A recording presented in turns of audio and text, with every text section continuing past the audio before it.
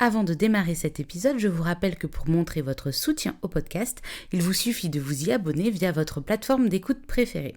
Vous pouvez également nous laisser 5 étoiles et rejoindre Slice sur ses pages LinkedIn et Facebook. Bonjour à tous et bienvenue sur Slice, le podcast qui vous parle de l'entrepreneuriat. J'ai la chance d'être entourée quotidiennement par des gens tout à fait fascinants. Des hommes et des femmes, des entrepreneurs, des chefs d'entreprise qui se sont lancés avec la conviction d'avoir la bonne idée, la motivation, l'envie d'innover qui mèneront leurs entreprises et leurs équipes sur le chemin du succès. L'important c'est le voyage, semble-t-il, alors ce chemin, il m'intéresse beaucoup. Le résultat de ma curiosité, le voici, c'est Slice, le podcast. On parlera ici de réussite et d'échec, d'innovation, d'industrie, de création et de reprise d'entreprise, et au final, de la vie, tout simplement. Bonne écoute.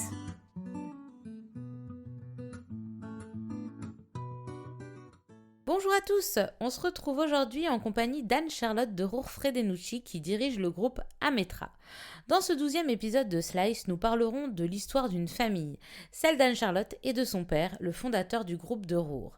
Entrer dans la boîte pour mener la conduite du changement et de la modernisation, c'est au plus dur de la crise, alors que le groupe de Roure est sur le point de sombrer, qu'Anne-Charlotte prend les rênes de l'entreprise familiale, son 3e fils à peine âgé de 3 semaines.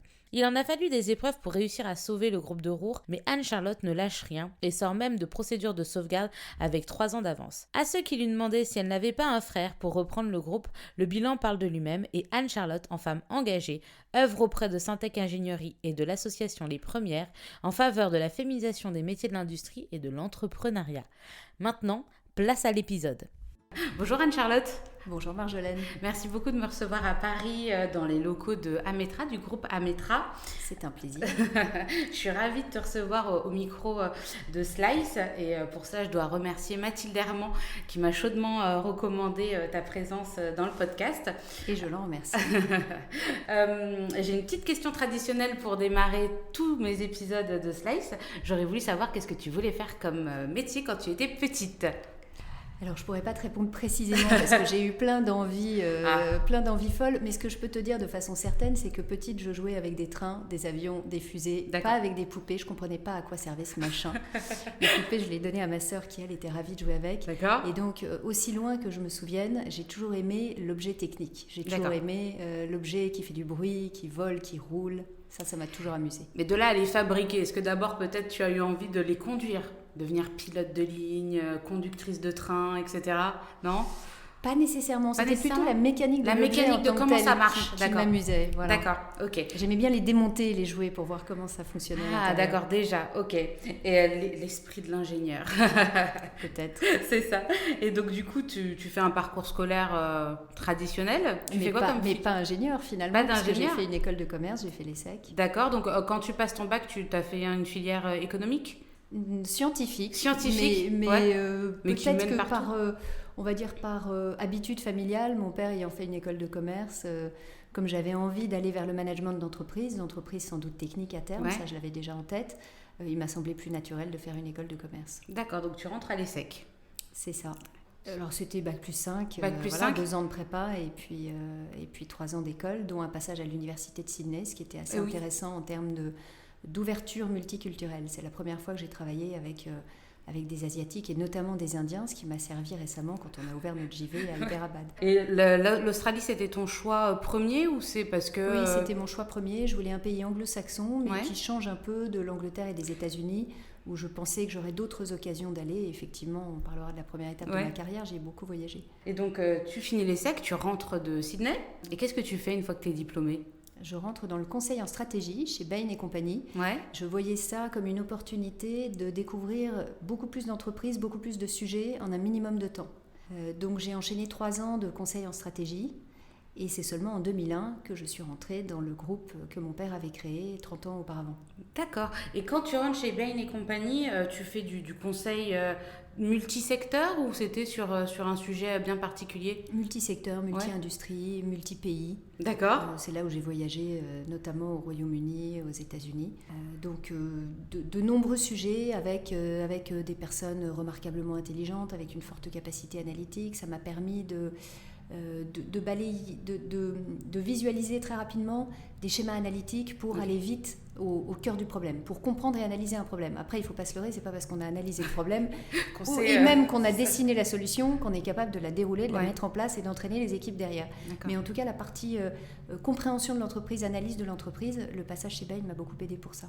Ok, et ça a été facile de trouver ce poste ou tu as un petit peu galéré pour trouver ton premier emploi ? Alors non, j'ai quitté l'école un 31 mars, le 2 avril je rentrais en stage et puis j'ai été embauchée dans la foulée. Ah oui. En revanche, c'était l'une des entreprises qui faisait le plus rêver les élèves de l'ESSEC, donc la concurrence a été rude.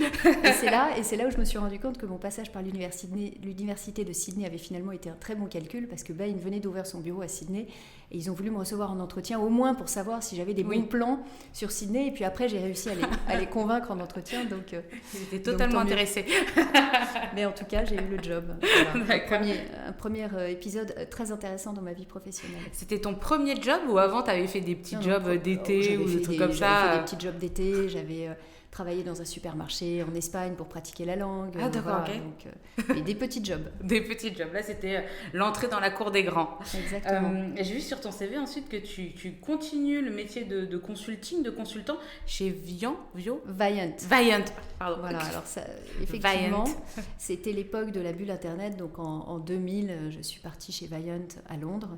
L'objectif était de connaître le métier de conseil, cette fois appliqué à la stratégie Internet. C'était l'époque où tous les grands groupes développaient leur première stratégie Internet. Okay. Donc j'ai contribué au premier site de Sephora, au premier site des magazines IMAP. C'était très sympa. Et la bulle Internet ayant explosé, les robinets de cash s'étant taris, le plan d'origine qui était que je rentre à Paris pour créer et diriger le bureau de Paris n'a pas pu se dérouler, mais donc j'avais déjà cette envie entrepreneuriale ou intrapreneuriale et j'ai commencé à chercher un job à Paris. Mais attends, parce que t'es super jeune quand tu rentres chez Viant. 2000, oui, j'avais 24 ans. Et à 24 ans, à Londres, on te dit, il n'y a pas de souci, tu vas créer notre bureau parisien. C'était le deal de l'époque, c'était la bulle Internet, les anglo-saxons, les américains on va dire, puisque c'était une entreprise américaine, n'attendent pas forcément 15 ans que, que les personnes qu'ils estiment en capacité de développer quelque chose atteignent un âge minimum. Donc oui, j'avais fait mes preuves chez Viant et ils souhaitaient que j'ouvre le bureau de Paris et ils ont laissé partir des Français quand l'effectif a diminué. Moi, ils m'ont gardé en me proposant de rester à Londres, mais ça n'était pas mon souhait, donc j'ai commencé à chercher du travail à Paris. Ok, donc tu cherches du travail à Paris. Exactement. Comment ça se passe, la recherche d'emploi? Alors en fait, la recherche d'emploi, j'ai quand même vraiment cherché un travail, hein. J'ai appelé des chasseurs de tête, etc. Mais il se trouve qu'à l'époque, mon mari, lui aussi entrepreneur, créait sa première entreprise et mon père l'hébergeait dans les bureaux de ce qui était à l'époque le groupe de Roure.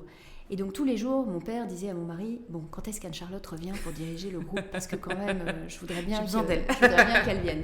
Et au bout d'un moment, je me suis dit, bon, je me trouve trop jeune, j'aurais bien aimé attendre 5 ou 10 ans de plus pour rejoindre le groupe familial, mais c'est vrai que mon père, avec qui j'avais 50 ans d'écart, n'était déjà plus tout jeune à l'époque et je me suis dit que finalement c'était peut-être une bonne façon d'apprendre à l'intérieur du groupe plutôt que d'aller apprendre à l'extérieur. Donc j'ai rejoint le groupe familial en 2001. Et avant ça, tu avais pensé quand tu étais petite, enfin ou adolescente on va dire, est-ce que tu t'es dit un jour je travaillerai, je reprendrai la boîte, je serai la patronne du groupe de Roure ou non c'est... Alors, pas forcément, j'ai toujours eu des relations excellentes avec mon père, j'adorais mon père, donc cette idée aurait pu germer plus tôt, mais je l'ai toujours entendu dire, il était quand même d'une autre génération, j'aurais bien aimé avoir un fils pour reprendre le groupe. Okay. Donc c'était pas du tout écrit en fait que je sois l'héritière naturelle au niveau professionnel de mon père. D'accord, t'as dit que t'avais une sœur, oui. Elle était pas intéressée, elle a pas fait... Elle a fait le SCP, une école de commerce, une école aussi bonne que l'ESSEC, mais c'était pas son souhait. Et finalement, je pense que c'est plutôt pour le mieux, parce que déjà travailler avec son père, c'est pas facile tous les jours, mais travailler avec son père et sa sœur, je pense que c'est un mélange des genres entre le professionnel et le personnel qui ne réussit pas à tout le monde. Je ne sais pas si on aurait réussi à garder les excellentes relations qu'on a aujourd'hui si on avait travaillé ensemble. D'accord, donc tu rentres dans le groupe de Roure du coup à l'époque en 2001 en tant que chargée du développement. Et pas du marketing comme certains l'écrivent. Non, alors chargée du développement, directrice du développement, c'est le titre que mon père avait souhaité. Qu'est-ce que ça veut dire? Je pense qu'aujourd'hui, il m'aurait appelée directrice transformation. C'était en fait un poste de modernisation du groupe. Quand je suis arrivée en 2000, au niveau de la holding, on avait 6 comptables, on avait un PC et un modem 56K qui faisait pip pip pip quand on essayait de se connecter. Là, il y avait un mail pour toute l'équipe comptable. D'accord. Bref, il était temps de passer à la génération d'après. Ouais. Donc, j'ai mis en place des ERP, j'ai mis en place des VPN, j'ai appris à programmer des routeurs. C'était pas dans mon programme à l'ESSEC parce que comme tout le monde n'était pas nécessairement convaincu du fait que ça avait une utilité d'informatiser le groupe, je voulais pas dépenser un budget qu'on ne m'aurait pas accordé à déployer des infrastructures informatiques. Donc j'ai appris à câbler, à programmer les routeurs, etc. Et j'ai installé un réseau à la holding, des VPN avec les filiales, etc. avec les moyens du bord. Mais D'accord. C'était un apprentissage intéressant. Et justement, alors la collaboration avec ton papa, de 2001, on le verra, à 2009, au moment où tu prends la présidence, comment ça se passe ces années de collaboration père-fille ? C'était très riche, c'est une expérience incroyable, particulièrement quand on s'entend bien avec son père, c'est une expérience incroyable. Mon père était quelqu'un de très diplomate, donc même quand il y avait des chocs intergénérationnels, on va dire, il essayait de discuter, de comprendre, parfois de temporiser, mais on n'a jamais été en opposition frontale pendant toutes nos années de collaboration. De collaboration. Est-ce que là, à ce moment-là, tu commences à prendre conscience que peut-être tu pourrais un jour en prendre la direction ? Ou c'était pas du tout... Si, c'était écrit. Le deal, quand j'ai rejoint le groupe familial, c'était d'en prendre la direction. D'accord. Tu faisais tes armes et ensuite... Le discours de mon père a été « Viens, tu vas reprendre le groupe ». Et puis, une fois arrivé dans le groupe, il m'a dit « Tu fais un bon bras droit ». Alors là, je me suis dit que j'avais peut-être mal négocié mon contrat de travail. Mais je pense que c'était très sage de la part de mon père de ne pas me donner les rênes à 25 ans. D'accord, ouais. Et donc, c'est seulement après, quand le groupe a rencontré des difficultés, en 2009, que je ne dirais pas qu'il m'a donné la présidence, c'est faux, que j'ai pris la présidence. Ça s'est passé comme ça. Je lui ai dit « Écoute, papa, maintenant, il est temps. » C'est moi qui vais redresser le groupe.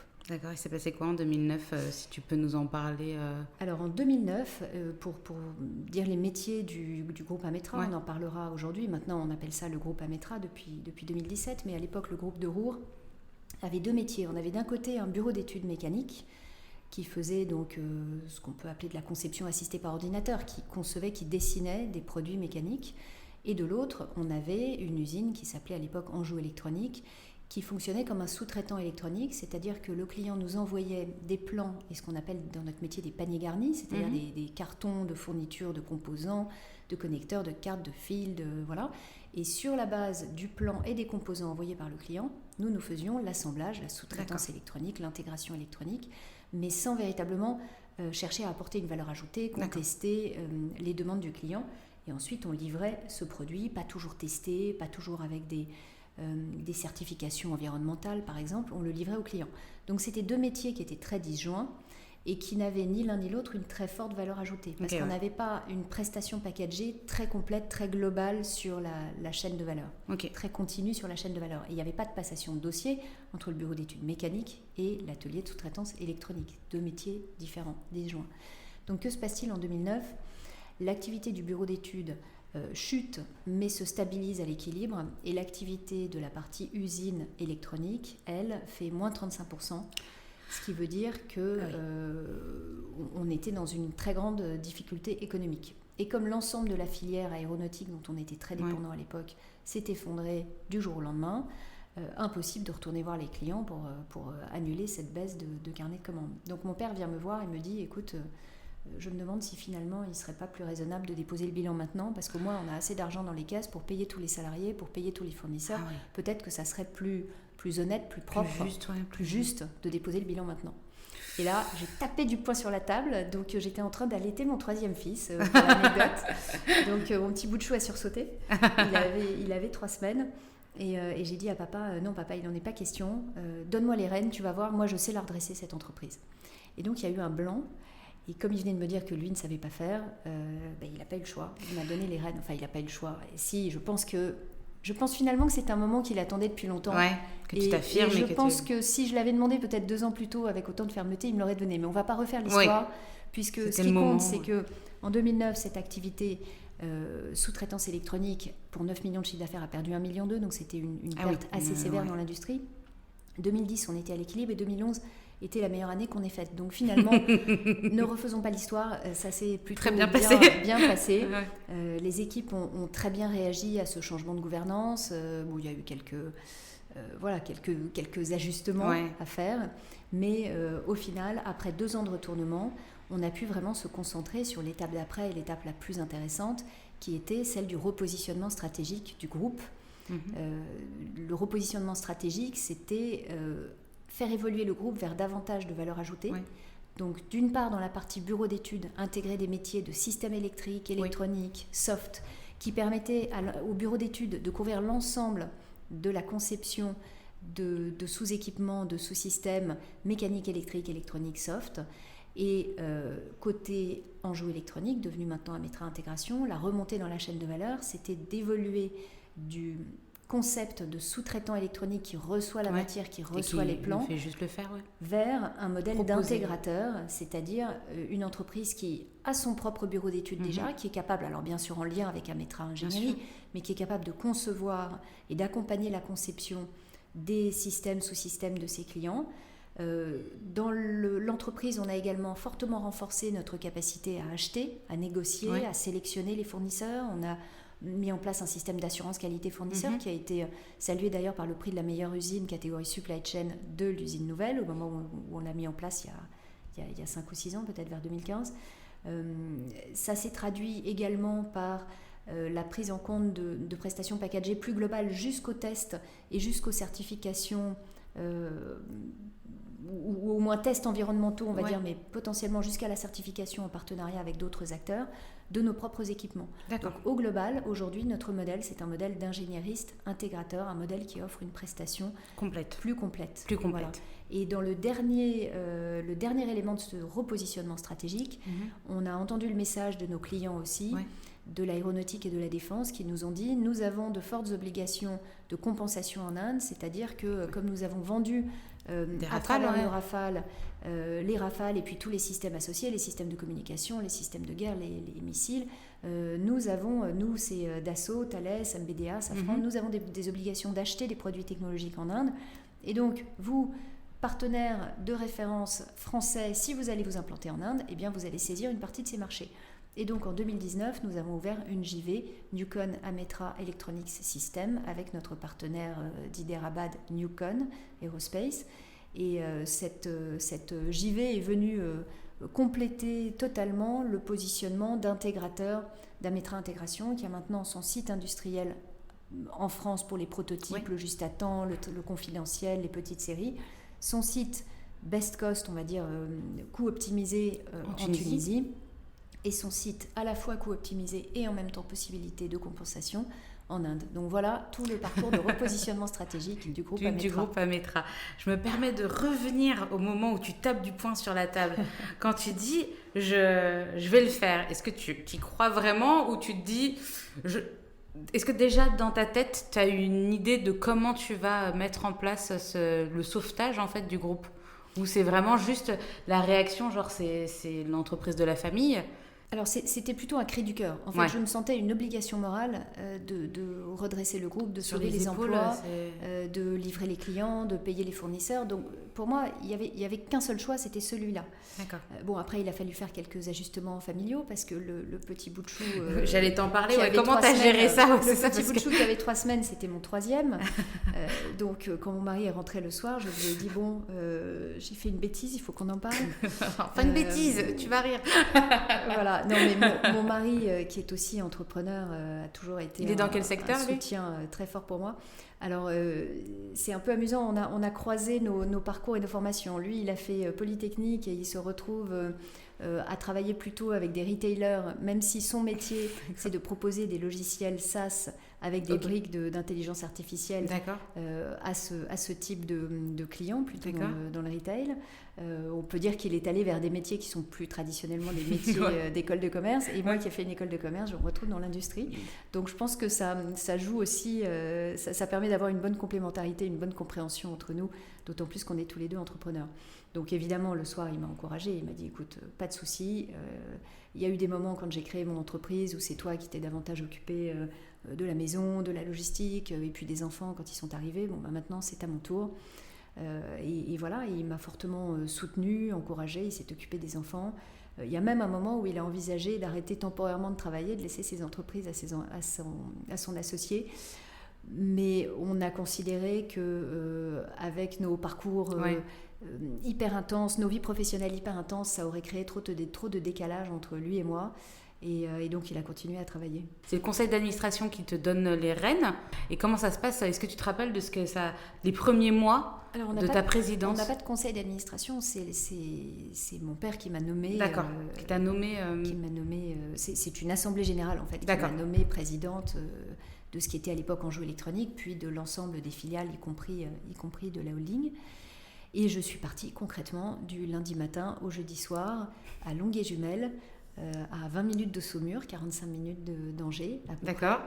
Et les journées étaient très longues parce que je devais arriver le matin vers 7h30 à l'usine. En fait, certains élus m'avaient alerté sur le fait que dans cette période un peu mouvementée de crise, certains collaborateurs allaient badger puis venaient prendre le café après. Ce sont les élus eux-mêmes qui me l'ont dit. Donc c'est dire qu'il y avait quand même une bonne ambiance dans l'entreprise et qu'on parlait seulement de quelques personnes qui ne jouaient pas le jeu. Mm-hmm. Donc j'arrivais tôt le matin, donc j'allais prendre mon café, je me mettais entre le couloir et la machine à café, comme ça, les gens savaient que quand on badgeait, que j'étais là, et que quand on badgeait, on allait à son poste après. Et le soir, les derniers mails partaient vers 1h, 2h du matin, parce que ça a été une période très très intense.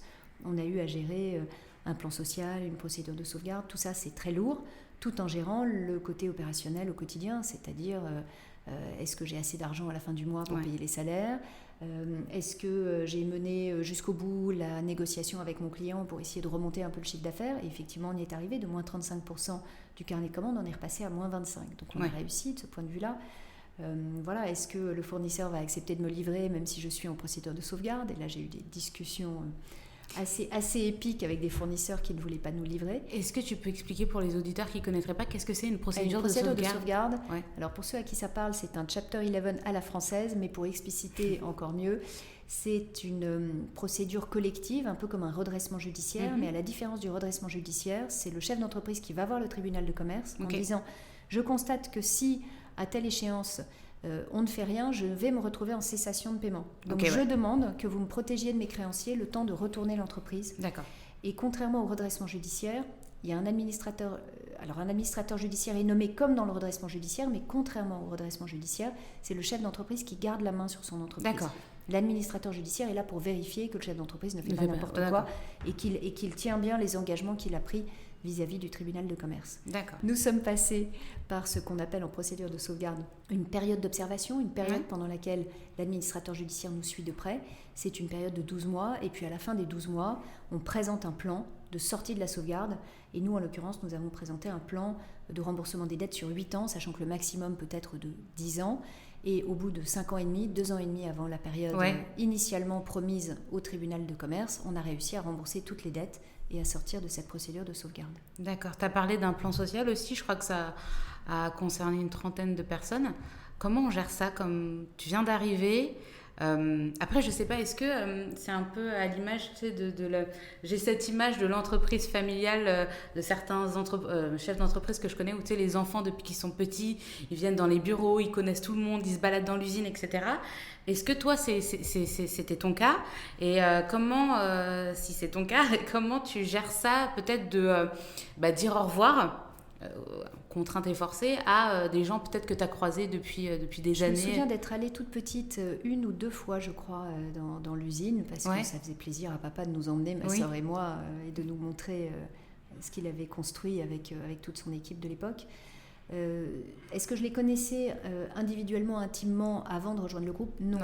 En revanche, est-ce que j'avais l'impression de trahir une sorte de promesse d'emploi vis-à-vis de chaque personne que j'ai licenciée? Oui, ça c'est clair. Ça a été évidemment très dur pour les personnes licenciées. Je ne veux pas me mettre au niveau de difficulté qui a été le leur.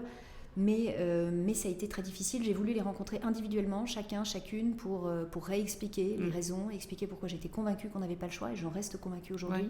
Discuter avec eux de leurs projets, puisque certains s'étaient portés volontaires, ils avaient des projets, pour l'une de devenir fleuriste, pour l'autre de monter un hôtel, enfin certains portaient des projets, donc ils étaient contents d'en parler, et puis d'autres avaient simplement envie de parler du fait qu'ils trouvaient que c'était injuste, et je ne pouvais pas leur dire le contraire, il y avait quelque chose de profondément injuste à supprimer leur emploi alors qu'ils n'avaient pas démérité. Mais voilà, la situation économique était telle qu'on ne pouvait plus payer tous les salaires à la fin du mois. Donc oui, ça a été une forme de traumatisme, je pense, mais je suis contente d'avoir embrassé complètement et la décision et le processus. Le comité d'entreprise m'avait demandé, par exemple, quand on avait affiché la liste des personnes licenciées, de venir avec la responsable des ressources humaines, afficher la liste dans le couloir et me tenir à côté de la liste au fur et à mesure que les gens sortaient de l'usine pour lire les noms. Et ils avaient dit comme ça, vous êtes présente, vous êtes là, vous ne vous cachez pas derrière une feuille, c'est vous qui avez pris la décision, vous assumez la décision et vous accompagnez cette décision. C'était bienveillant auprès cette des demande personnes. à ton égard ou c'est... J'en suis convaincue. J'ai toujours eu d'excellentes relations avec le comité d'entreprise, avec les élus avec qui je m'entends toujours très bien. Et je comprends tout à fait cette demande. C'était une demande d'humanisation du processus. En fait, ce n'est pas un processus absurde avec une feuille de papier et des noms. C'est une direction qui a mené des négociations, qui est arrivée à une conclusion, et voilà le fruit des conclusions, mais on assume, on ne se cache pas derrière un papier. Et évidemment, je n'avais pas un grand sourire aux lèvres. Je pense que tout le monde a vu que je souffrais aussi de devoir afficher cette liste et de devoir faire ces licenciements, mais c'était, je pense, légitime de la part des élus de faire cette demande. Alors, chez Ametra, qu'est-ce que vous faites ? Quels sont vos savoir-faire ? Qu'est-ce que vous créez ? Qu'est-ce que vous produisez ? Alors, tout à l'heure, on a parlé du métier en tant que tel, mais de façon théorique d'Ametra, ingénieriste, intégrateur, bureau d'études, puis assemblage. On peut citer quelques exemples de produits qu'on est fiers de concevoir et de fabriquer chez Ametra. Si je commence par la partie intégration, assemblage, fabrication, on fabrique pour Dassault Aviation l'îlot des commandes de vol du 7X et du Rafale. On fabrique, toujours pour rester dans le Rafale, pour Thales, une partie du radar, ce que Thales appelle la mini-structure du RBE2 pour le Rafale. Toujours sur le Rafale, on travaille pour Safran, Rafo, divers équipementiers, sur des harnais, des boîtiers, des équipements câblés. On intervient pour 5 ou 6 clients différents sur le Rafale. Donc ça, c'est vraiment un produit emblématique côté Ametra Intégration. Côté Ametra Engineering, sur la partie conception, on intervient à la fois sur l'aéronautique, ça peut être la conception des cœurs électriques d'avions pour Safran. Ça peut être aussi des équipements sol, comme des bancs de test de cœurs électriques, justement, toujours pour Safran. Si on va dans le domaine de la défense, toujours sur des objets qui volent, on travaille pour MBDA, sur des missiles, mais on fait également de la conception de bancs de test, de systèmes d'autoguidage de missiles, bancs de test qu'on fabrique ensuite. Donc là encore, on a cette logique de conception puis d'intégration sur l'ensemble de la chaîne de valeur, même si certains clients parfois nous commandent des prestations purement d'ingénierie ou purement d'intégration. Pour aller vers d'autres secteurs et ne pas parler que aérodéfense, on travaille aussi, on est très impliqué dans le secteur du nucléaire, auprès des anciens acteurs Areva, donc Technicatom, Framatome, Orano, que ça soit sur le réacteur expérimental, le réacteur Jules Horowitz, que ça soit sur le LMJ, donc sur des aspects plus... sur un projet plus défense mais nucléaire, le LMJ, le RJH, le réacteur Jules Horowitz, lui est plus tourné recherche. On est également impliqué sur le projet ITER, projet international implanté en France, qui travaille à la fusion nucléaire, donc l'énergie nucléaire propre de demain. Voilà, nous sommes également implantés dans les secteurs du naval, du ferroviaire, du médical. Dans le naval, on travaille pour Naval Group, à la conception, à l'intégration de coffrets électriques implantés dans des navires. Dans le ferroviaire, on travaille sur de la conception, sur de l'aménagement intérieur de trains. De trains, exactement, mais ça peut être aussi des problématiques de calcul et de simulation de réseaux ferroviaires. Et dans le médical, je peux citer un exemple amusant. On a travaillé récemment à la conception d'une prothèse du genou pour une société très innovante qui propose des prothèses beaucoup plus supportables par le patient, beaucoup plus efficaces, qui, paraît-il, changent la vie des patients qui ont besoin de ces prothèses du genou. J'ai trouvé cette info nulle part dans la presse. Faut communiquer dessus. C'est fou, tu parles de la diversité des métiers du groupe. Moi, il y a quand même une question qui me vient. Donc, tu sors de l'ESSEC, école de commerce réputée. Quand tu prends la direction, bon, tu as eu 8 ans pour t'y faire au métier du groupe, mais quand tu prends la direction de présidente du groupe, est-ce que tu t'es pris quelque chose dans la tête, des choses auxquelles tu t'attendais pas, est-ce que tu as fait des découvertes, est-ce que tu t'es retrouvé parfois déstabilisé par des choses à faire, des choses qui sont devenues ton rôle et auxquelles tu t'attendais pas? Est-ce que tu as eu des surprises? Alors, heureusement pour mes clients, et ce n'est pas un scoop, ça n'est pas moi Toi qui suis derrière l'ordinateur quand il faut concevoir. Non, je vais faire les commandes du Rafale. Voilà. On est pour 2 minutes. Ça n'est pas moi qui câble non plus. Il y a chez moi des opératrices et des opérateurs en câblage qui font des choses que je ne saurais jamais faire de ma vie entière. Super compétents. Et des ingénieurs extrêmement compétents dans les bureaux d'études qui font des choses que je ne saurais jamais faire. En revanche, je suis convaincue qu'être entouré d'excellents ingénieurs et apporter une compétence managériale commerciale, c'est une recette gagnante. Ouais. Je pense que ça a fait partie des raisons du succès d'Ametra, d'avoir à la fois d'excellents ingénieurs et en même temps des compétences commerciales aussi à la direction. D'accord. Est-ce que dans ta vie de chef d'entreprise, il y a des choses au jour le jour qui ne sont pas vraiment ta tasse de thé? À quoi ressemble ta journée type en tant que présidente du groupe Ametra? Alors, je vais répondre à ta première question d'abord. Ce que je n'aime pas du tout, c'est aller chez un client quand il y a eu une bourde qui a été faite par une équipe d'Ametra pour aller m'excuser, discuter du plan de rattrapage. Ça me donne toujours un sentiment d'injustice parce que c'est pas moi qui ai câblé la boîte dans laquelle il y a eu une mauvaise connexion. Mais en même temps, quand le client me félicite parce qu'un projet s'est très bien passé, je me sens pas non plus très légitime à recevoir ces félicitations. Je les transmets immédiatement à l'équipe. Mais voilà, en tout cas, ce que je n'aime pas, c'est aller chez un client parce que ça arrive de temps en temps dans un groupe de 700 collaborateurs. Un jour ou l'autre, il y a un projet qui se passe mal et il faut aller le redresser chez le client. Et aller chez le client, m'excuser de quelque chose que je n'ai pas fait, je trouve ça toujours désagréable. Mais en tant que présidente, c'est à moi d'assumer, c'est normal. Et ça fait partie du job. Et te dire que j'aime le faire, non. Mais que je le fais volontiers parce que j'estime que c'est ma responsabilité, oui, bien sûr, c'est à moi. Finalement, que le client a fait confiance aussi quand il a signé le bon de commande.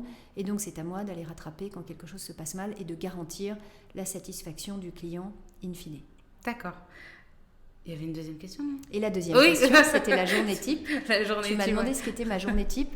Alors déjà, pour moi, c'est important de préciser que j'ai essayé de passer du temps le matin et le soir avec mon mari, avec mes enfants. On a 4 enfants, 4 garçons qui ont en 2021 entre 4 et 16 ans. Ah oui. Donc ce sont des besoins très différents, mais ils ont quand même besoin d'avoir leurs parents. Et puis j'ai un mari aussi. Enfin, moi je considère que passer du temps avec mon mari, c'est une priorité. Oui. et ce qui est très important, c'est que mon mari ferait exactement la même réponse. C'est-à-dire que nous, on a un équilibre vie privée, vie professionnelle, vie familiale, vie dans l'entreprise qui se veut non genré en fait. Mon mari est aussi présent auprès des enfants que moi et tant mieux. Donc passer du temps avec mon mari, mes enfants en famille, c'est très important et puis c'est ce qui me ressource, c'est ce qui me donne la force aussi, je pense, d'aller au combat, battre, d'aller lancer des projets de développement, d'aller continuer à créer des emplois, continuer à lancer de nouvelles recherches de croissance externe, de nouvelles implantations à l'étranger, bref. La famille est pour moi une grande source de sérénité et de motivation. Et ensuite, ma journée de travail type, il n'y en a pas, c'est sûr. Mais on va dire classiquement, sur une journée de 5 jours, il va y avoir forcément un temps dans les filiales. J'ai la holding du groupe qui se trouve à Paris, mais mon père disait toujours, c'est pas quand on est à la holding qu'on gagne de l'argent. Et on peut rajouter qu'on crée des emplois, qu'on rencontre des clients, qu'on crée de la valeur, bref, qu'on fait avancer le groupe. Donc il y a une partie de la semaine qui se passe dans les filiales. On a une dizaine d'implantations d'ingénierie en France pour être au plus proche de nos clients. On l'évoquait, on le disait en introduction avant le podcast. Quand on est dans l'aéronautique, on a nécessairement besoin d'avoir une agence à Toulouse pour être au plus proche de ses clients. Donc on a une dizaine d'implantations à Bordeaux, Toulouse, Lyon, Aix-en-Provence, Bagnols-sur-Cèze, Roanne. Bourges, et j'en oublie certainement, pour être au plus proche des bureaux d'études, des centres d'ingénierie de nos clients. Et donc une partie de ma semaine va se passer à tourner, à aller au moins visiter un de ces sites. Une partie de ma semaine est certainement à Fontenay-aux-Roses, où se trouve le siège d'Ametra Engineering. D'accord. Une partie de la semaine se passe chez les clients. J'ai toujours 2 rendez-vous clients dans la semaine. Une partie de la semaine se passe aussi dans les réseaux, le GIFAS, le GICAT, le GICAN, et d'autres réseaux qui m'apportent d'autres éléments. Mais on va dire que sur nos filières industrielles, j'oubliais le GIFEN pour le nucléaire, dans nos filières industrielles, c'est important d'aller au contact des clients, au contact de ces filières pour bien comprendre les programmes de demain, bien comprendre les attentes de nos clients, nouer des partenariats qui peuvent être intéressants pour apporter la meilleure prestation à nos clients. Donc j'ai certainement un rôle de relationnel, de représentation, de communication. Il peut y avoir aussi quelques interviews. Tu disais que tu avais trouvé quelques infos sur le groupe Ametra dans la presse, donc tant mieux, parce que je pense qu'on a souffert à un certain moment de difficultés de communication négative, et heureusement aujourd'hui quand on parle du groupe Ametra dans les médias, c'est plutôt pour parler de notre ouverture en Inde ou pour parler du développement du groupe, et tant mieux. Une partie de ma semaine certainement aussi à animer des équipes, parce que je considère que le rôle de chef d'entreprise, surtout dans une entreprise où on est 700, c'est pas d'avoir un rôle propre en soi. Il y a certains rôles comme la communication, passer à la télé, ça c'est plutôt moi qui vais le faire que les 700 collaborateurs du groupe. Et encore, j'aime bien emmener les journalistes dans l'usine pour montrer, ou dans le bureau d'études pour montrer le formidable travail qu'on y fait. Mais on va dire que mon rôle principal, c'est d'abord de décupler mes forces auprès d'une équipe motivée, et c'est donc de tracer un chemin, d'emmener une équipe, de fédérer autour d'un projet, et puis c'est ce que j'aime faire. Quand on discute d'une stratégie avec le comité de direction, quand on tombe d'accord sur les prochaines étapes de la stratégie, c'est super, c'est fantastique. Moi, c'est ce qui me fait, vibrer, c'est ce qui me fait me lever le matin, c'est me dire... Super, aujourd'hui je vais aller travailler avec une équipe de gens top, et on est tous en train de ramer dans la même direction parce qu'on s'est bien alignés, et on est tous en phase sur la stratégie. Tu as parlé tout à l'heure de tes implantations donc en Allemagne, en Tunisie et en Inde. Est-ce que ça rentre aussi dans ta semaine, enfin, on va dire dans ton mois type? Est-ce que tu as beaucoup de déplacements à l'étranger aussi pour aller visiter justement sur place ces implantations ou Alors en Allemagne, nous avons un partenariat avec une société d'ingénierie pour proposer des prestations franco-allemandes d'ingénierie. Donc j'y vais de temps en temps, mais je vais te dire la même chose sur la Tunisie, j'y vais de temps en temps aussi, mais c'est aussi parce que le directeur général de la partie Ametra Intégration, il va plus fréquemment, le responsable production d'Ametra Intégration, il va encore plus fréquemment. Si on raisonne hors période Covid, là on est un peu perturbé par la crise sanitaire actuelle. L'Inde, mon objectif est d'y aller 4 fois par an. Bon, ça fait 1 an et demi pour cause de crise sanitaire que je n'ai pas réussi à y aller. Emirates vient de m'annuler mon prochain vol de juin, là, donc ça viendra encore un petit peu. Voilà, donc si on raisonne hors crise Covid, oui, j'ai quelques déplacements à l'étranger, au moins 4 en Inde dans l'année et au moins 2 en Tunisie dans l'année. Et puis il y a parfois des conventions fournisseurs, je pense à la convention Airbus qui a eu lieu à Madrid. Voilà, on a des visites du GIFAS, d'usines qui se font à l'étranger parfois. Donc oui, j'ai l'occasion de voyager un petit peu. Tu parlais du Covid à l'instant, comment ça s'est passé pour Ametra? Ça s'est passé bien dans le contexte. Je trouve que l'année Covid a finalement démontré la stabilité du modèle Ametra, la résistance du modèle Ametra. Tu te souviens qu'on disait tout à l'heure que après le redressement, mon objectif, ça a été de repositionner, et l'objectif de l'équipe dirigeante d'Ametra, ça a été de repositionner Ametra vers davantage de valeur ajoutée, vers ce modèle d'ingénieriste intégrateur. Et j'aurais pu ajouter aussi, on a voulu diversifier aussi nos activités. On était en 2009 très dépendant de l'aéronautique. On est aujourd'hui toujours très implanté dans le secteur de l'aéronautique, mais on est plus diversifié. Et je pense que ça a 2 intérêts. Ça a un intérêt de cross-fertilisation pour le client, parce qu'on peut très bien trouver une idée sur la gestion d'oxygène dans le médial et s'en servir pour dans d'autres gérer domaines, l'air dans le cockpit d'un avion. Voilà. Il y a des technos d'impression 3D qui sont pas forcément, qui peuvent être industrie agnostique, qu'on peut très bien retrouver et dans l'exploration pétrolière chez Schlumberger et pourquoi pas sur une pièce d'avion. Donc voilà, je pense qu'il y a cet intérêt de cross-fertilisation, c'est le premier intérêt. Et puis le deuxième intérêt, c'est que pour nos ressources, c'est l'intérêt pour nos ressources humaines. On peut d'abord leur proposer des divers projets variés dans des industries qui leur permettent de changer, de s'épanouir intellectuellement. Et puis, quand il y a une crise, les personnes qui étaient précédemment dans l'aéronautique peuvent aller dans le ferroviaire ou dans la défense ou dans d'autres secteurs d'activité. Et donc, ce qu'on a pu constater en 2020, c'est que on n'a, contrairement à 2009, pas fait de plan social. Ouais. On a bien sûr eu un peu de turnover naturel et nos effectifs ont un peu baissé, mais on a maintenu l'emploi dans le groupe Ametra. Et ça, c'est quand même pour moi la démonstration du modèle.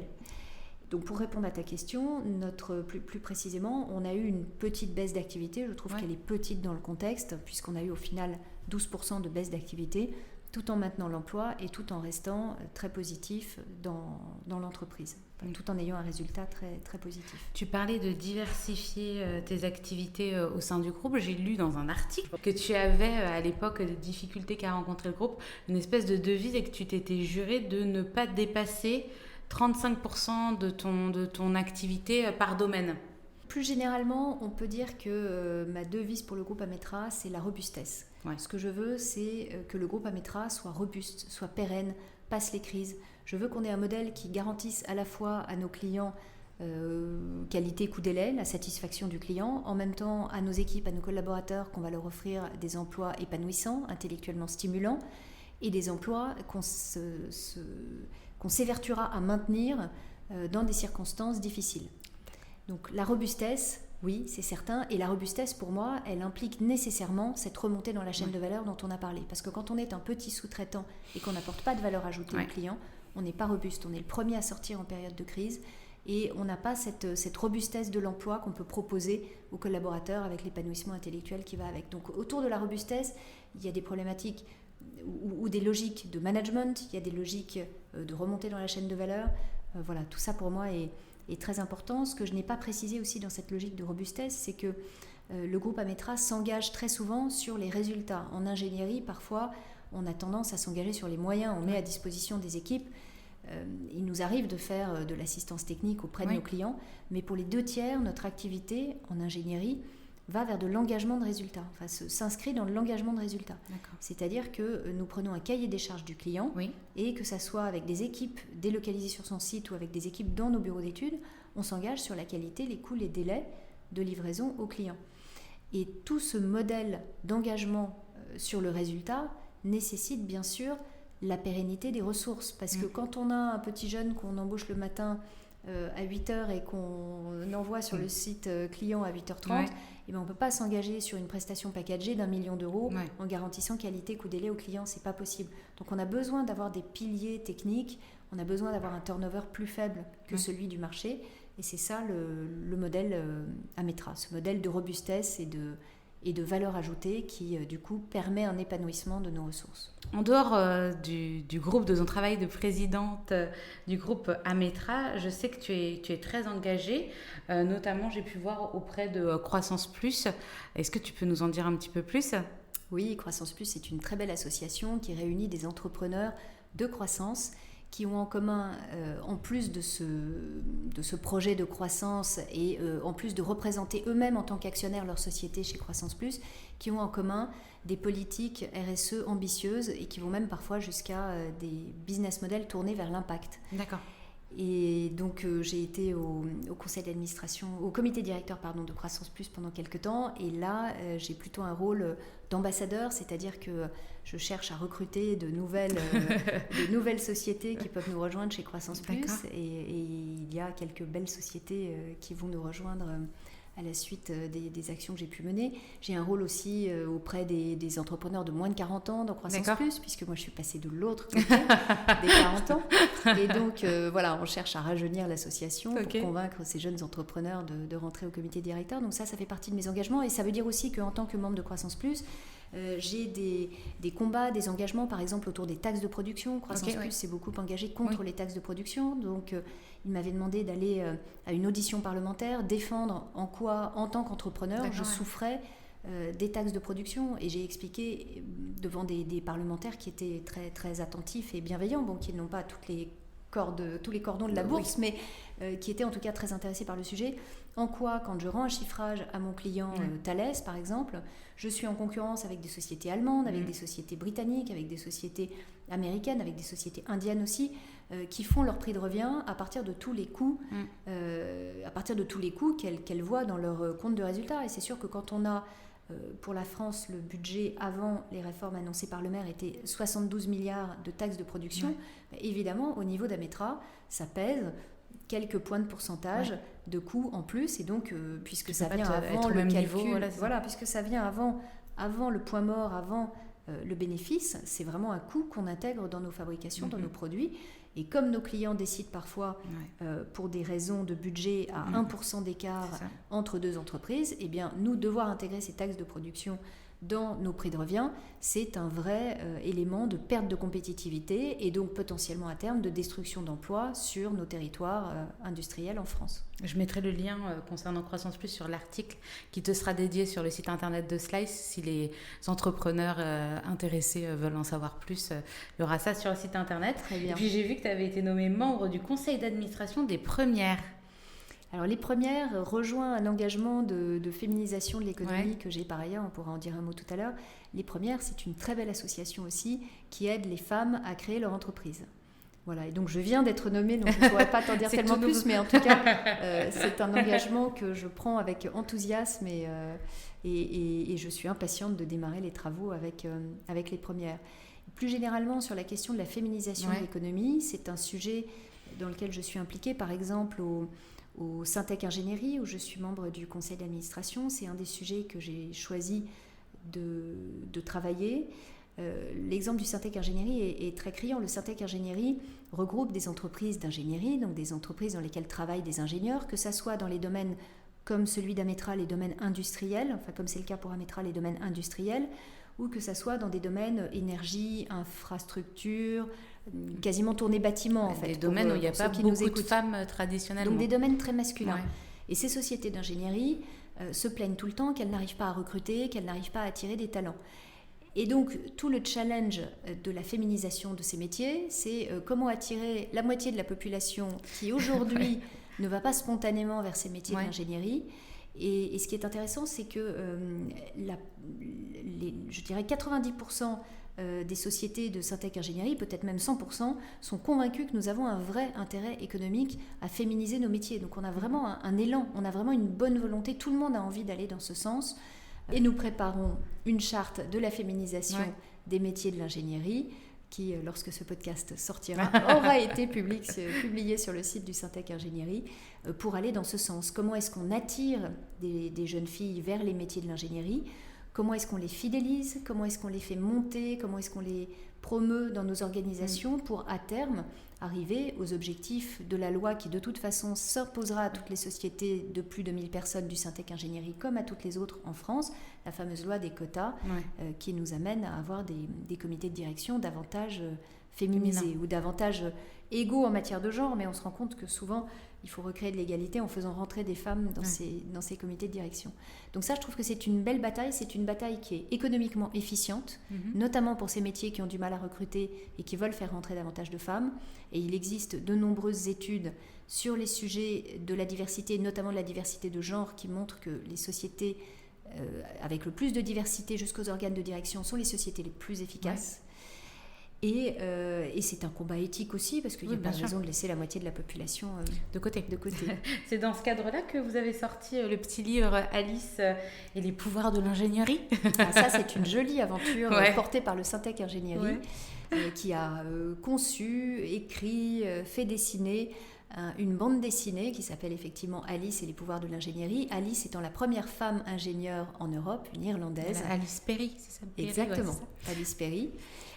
Et donc cette bande dessinée a été remise par une petite fille de 6 ans à la ministre Pannier-Runacher le jour lors de la journée des droits de la femme, des droits internationaux de la femme, la journée internationale des droits de la femme.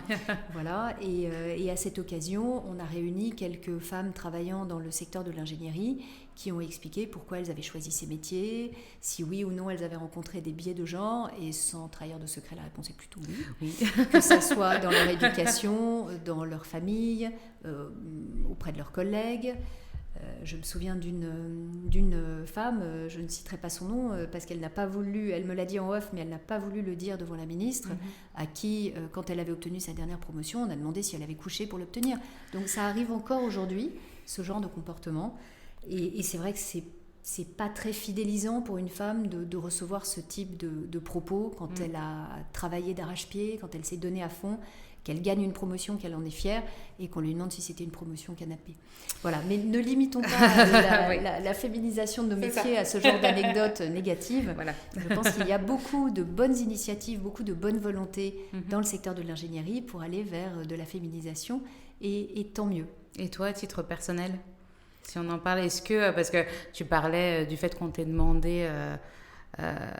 j'ai lu ça aussi encore dans une interview, qu'on t'a demandé si tu n'avais pas un frère qui serait plus à même de reprendre Ametra. Toi, à titre personnel, en prenant ce poste, non seulement j'imagine qu'il peut y avoir des clichés dans le sens c'est sa fille, donc elle récupère le groupe peut-être sans légitimité, et puis aussi le fait que tu sois une femme. Est-ce que tu as souffert de ça? Est-ce que tu as eu affaire à des personnes indélicates?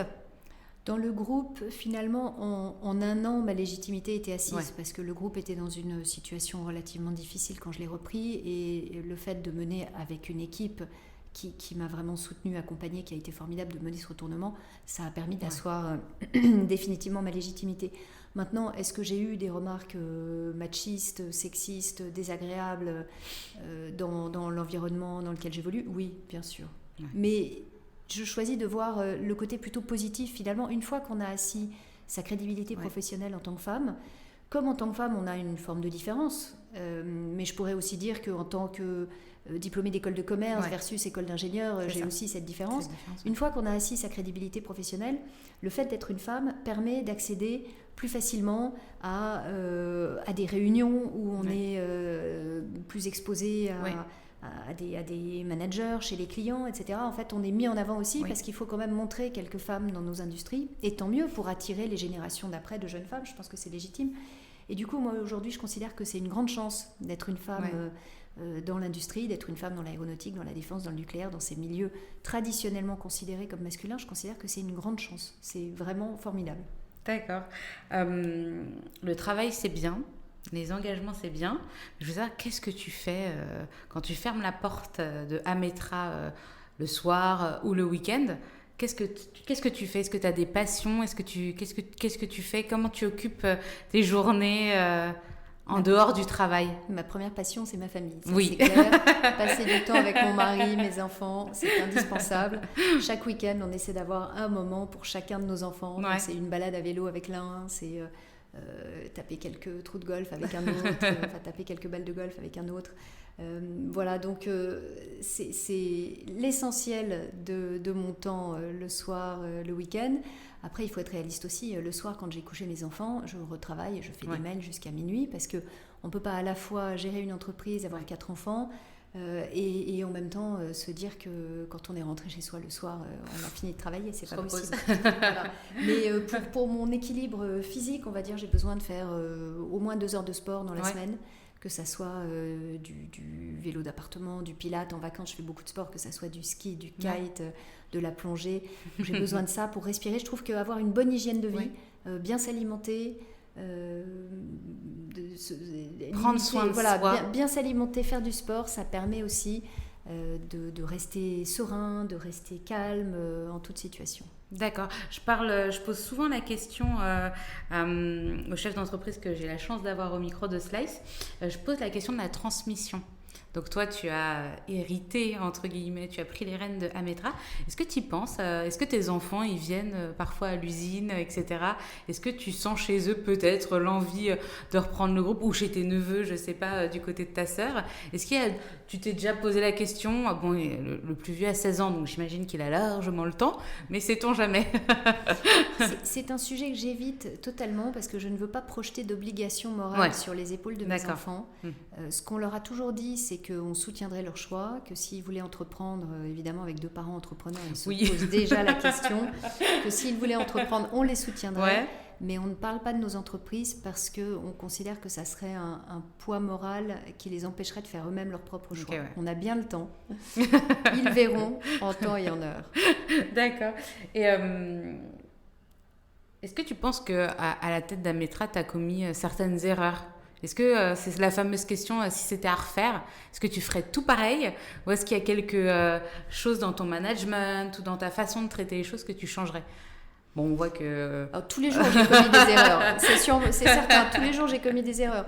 Mais si on regarde le point d'arrivée, en 2009, on était 300 personnes. On avait des difficultés certaines dans une branche. Aujourd'hui, on est une belle entreprise en développement. On est 700. Donc, j'ai certainement commis des erreurs. Et on pourrait passer 10 heures à les lister. Donc, jetons un voile pudique sur cet aspect-là. Mais au final, quand on considère le point d'arrivée... Bon, finalement... c'est pas trop mal passé. Voilà, on s'en est sorti. D'accord, et puis je finis toujours mes interviews en demandant... oui, j'aimerais savoir si tu avais des conseils. Il y a peut-être des auditeurs là, qui sont en phase de création d'entreprise, qui s'apprêtent à les pitcher, qui ont envie de se lancer dans l'entrepreneuriat. Est-ce que tu aurais des conseils à leur donner pour que ça marche, pour leur donner envie d'entreprendre, pour les rassurer, je ne sais pas? Foncez, ayez confiance en vous. Quand on crée une entreprise ou quand on la reprend, on passe par des yo-yo émotionnels. Un jour, on reçoit une commande client et c'est fantastique, ça y est, l'entreprise est sur les rails. Le lendemain, on a un salarié qui démissionne et là, c'est la fin du monde, on ne va jamais y arriver, on va déposer le bilan la semaine d'après. Voilà. C'est normal. Le yo-yo émotionnel, c'est normal. Donc, accrochez-vous, faites-vous aider, faites-vous entourer, que ça soit de votre femme, mari, petite amie, peu importe, vos parents, vos amis.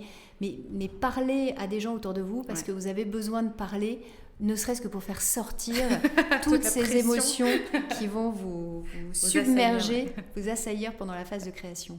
Mais en conclusion, allez-y, foncez, c'est une aventure extraordinaire. C'est que du bonheur. Écoute Anne-Charlotte, merci beaucoup de m'avoir reçue, ça m'a fait très plaisir. Merci Marjolaine. Je te souhaite le meilleur, plein de bonnes choses pour Ametra, pour ta famille et puis pour la suite. Merci beaucoup. Merci à toi. Au revoir. Merci encore à Anne-Charlotte pour son accueil, sa gentillesse et sa bienveillance. Si vous voulez en savoir plus sur cet épisode, je vous invite à visiter le site internet de Slice, www.slice-lepodcast.fr. Un article est dédié à l'émission d'aujourd'hui. Quant à nous, on se retrouve le jeudi 5 août pour un nouvel épisode de Slice. D'ici là, profitez du soleil s'il y en a et des terrasses, et à très bientôt.